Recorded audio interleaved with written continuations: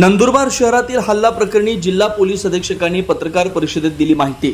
Atrocity, दरोडा, 50 जणांवर परस्पर विरोधी गुन्हे सविस्तर पहा। अनेक आरोपी सराईत असल्याने कायदेशीर कारवाई करण्याचे जिल्हा पोलीस अधीक्षकांचे सुतोवाच।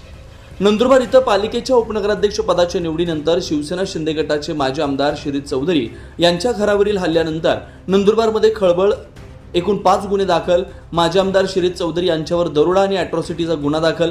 माजी आमदार श्रीत चौधरी यांच्या समर्थकांकडून अॅट्रॉसिटी आणि दरोड्याचा गुन्हा दाखल। 50 जणांवर दरोड्याचे आणि अॅट्रॉसिटीचे परस्पर विरोधी गुन्हे दाखल करण्यात आले असल्याची माहिती जिल्हा पोलीस अधीक्षक श्रवण दत्त यांनी दिली आहे। नंदुरबार शहरात पोलीस अधीक्षक श्रवण दत्त यांनी माहिती दिली आहे। नंदुरबार शहरात शिवसेना शिंदे गटाचे माजी आमदार श्रीत चौधरी यांच्या घरावर झालेल्या हल्ल्यानंतर नंदुरबार शहरातील वातावरण तणावपूर्ण बनले। या प्रकरणी नंदुरबार शहर पोलीस ठाण्यात एकमेकांविरोधात एकूण 4 गुन्हे दाखल करण्यात आले।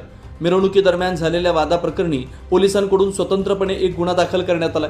त्यामुळे या संपूर्ण घटनेत एकूण 5 गुन्हे दाखल आहेत। नगरपालिकेच्या उपनगराध्यक्षपदी शिवसेना शिंदे गटाचे प्रथमेश चौधरी यांची निवड झाल्यानंतर काढण्यात आलेल्या मिरवणुकीदरम्यान 2 गटात वाद झाला होता। याच वादातून रात्री माजी आमदार श्रीत चौधरी यांच्या घरावर दगडफेक करत गाडी जाळण्याचा प्रयत्न करण्यात आल्याचा आरोप करण्यात आला।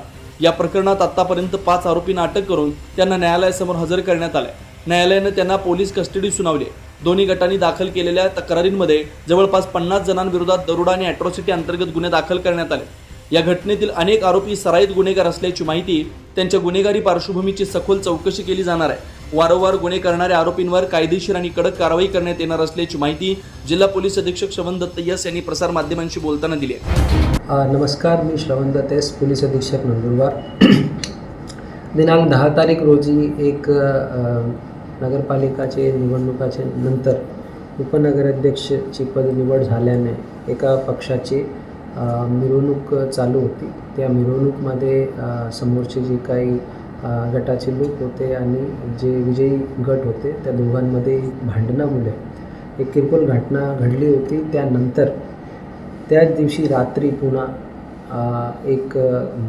काही समाजकंटकाकडून एका गटाचे माजी आमदार श्री शिरीष चौधरी यांचे घरावर हल्ला झाला होता।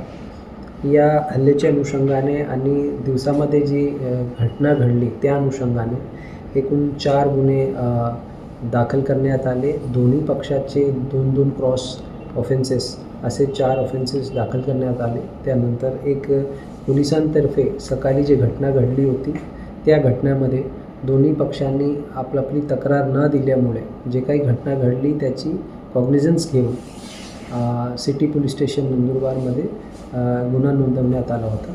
त्यानंतर रात्री जी घटना घडली त्याचे नंतर दोन्ही पक्षांनी आपापले 2-2 गुन्हे त्यांची तक्रार नोंदवली।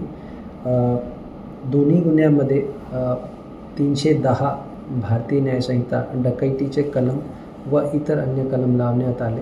आणि त्यानंतर दुसरे 2 क्रॉस ऑफेन्सेसमध्ये प्रिव्हेन्शन ऑफ अॅट्रॉसिटी ॲक्टचे ॲक्ट अंतर्गत व कलम अंतर्गत 2 गुन्हे नोंद करण्यात आले। यामध्ये जे श्री चौधरी यांचे घरावर झालेला हल्ला होता त्या गुन्ह्यामध्ये CR नंबर 12/2026 नंदुरबार शहर पोलीस स्टेशनमध्ये आतापर्यंत आपण 5 आरोपींना अटक केली आणि त्यांना माननीय न्यायालयासमोर आपण हजर केलेले आहे आणि उर्वरित आरोपींचा शोध सुरू आहे।